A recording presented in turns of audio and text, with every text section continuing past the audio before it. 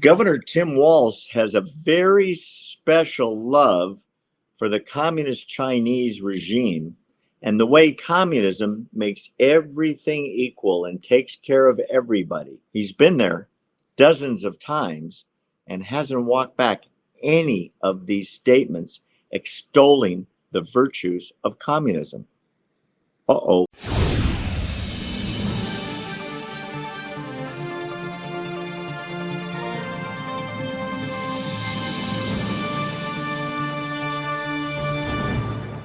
Speaking of things that are disconcerting, Claire, and I know you're an expert in this, more and more documents are coming out about vice presidential nominee for the Democrats, Tim Walz's very, very positive comments about communist China.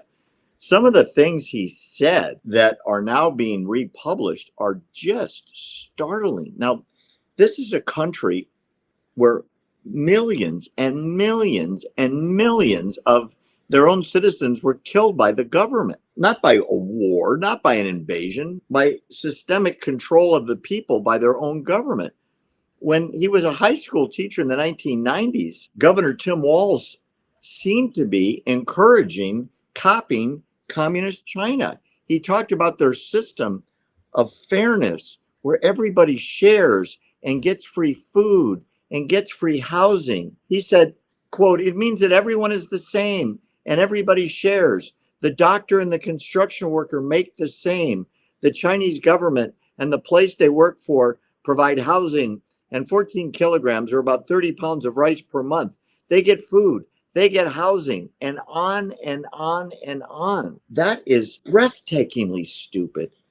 And he wants to be vice president of the United States, a heartbeat away from president of the United States.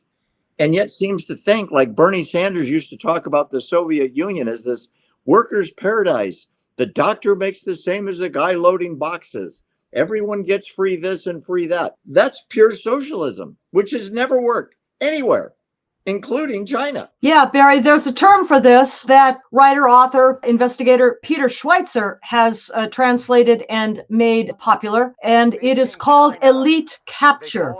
I think that Tim Walz, governor of Minnesota, is exhibit A for how elite capture by the Communist Chinese Party works.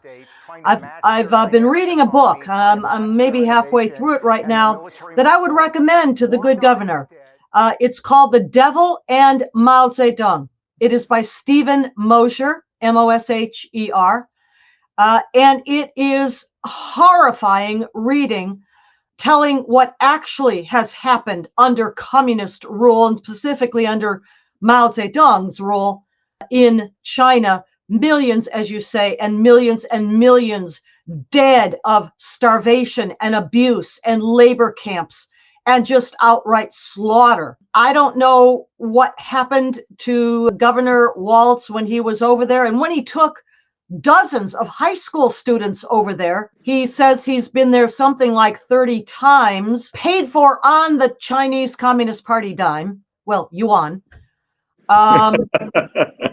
Touche. You know, I applaud House of Representatives Oversight Committee Chairman James Comer, who recently penned a letter to FBI Director Christopher Wray and requested an investigation be opened this particular relationship of Governor Tim Walz and the Chinese Communist Party. He hasn't walked back any of these statements either. No. You know, he could have said something like, well, I was naive. I was a high school teacher. I didn't know any better.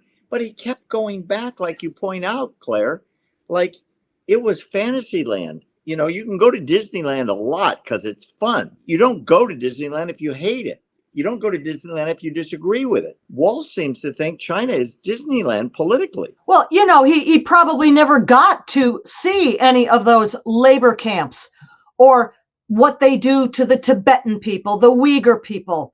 That's not the sort of thing they would have showed him. When he was there on all of those trips, he would have been accompanied at all times, shepherded by minders from the Chinese Communist Party to make sure that he saw what they wanted him to see, got the impression they wanted him to get, and nothing else. Oh boy, because of what you're saying, and I think you're right, he has been duped. And he is now one of those useful idiots where whatever comes out of China is great. The workers' paradise that everybody knows who has any education in political science or sociology has never worked anywhere in the world. And this is one of the more brutal examples of it not working. And he's going to be right next to the leader of the free world, possibly. Always right.